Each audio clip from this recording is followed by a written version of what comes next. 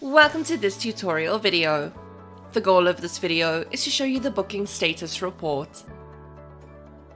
The booking status report indicates the number of different booking statuses for a certain period.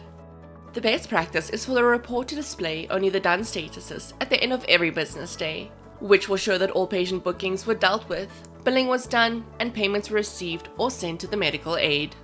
The booking status report can also be used to view future bookings so that the practice can make the necessary adjustments, such as hiring a locum for busier days.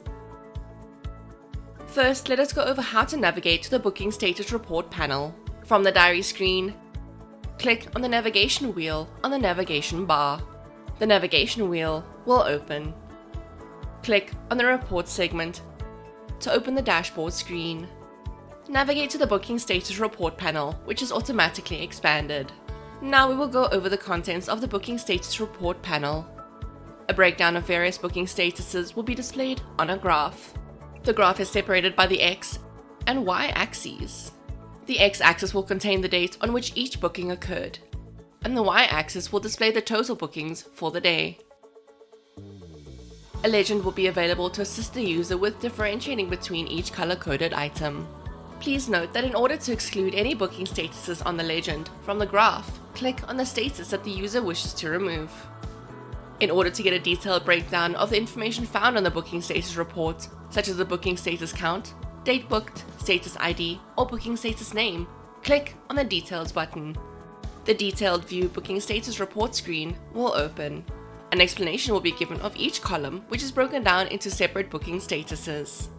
The count column will show the number of times a specific booking status was used on a certain date.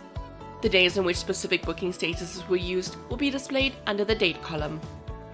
Status ID is a unique identifying number linked to certain booking statuses.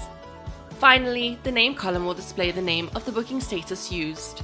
The user is able to navigate through the results using the page forward and page backward arrows. To return back to the dashboard screen, click on the Cancel button.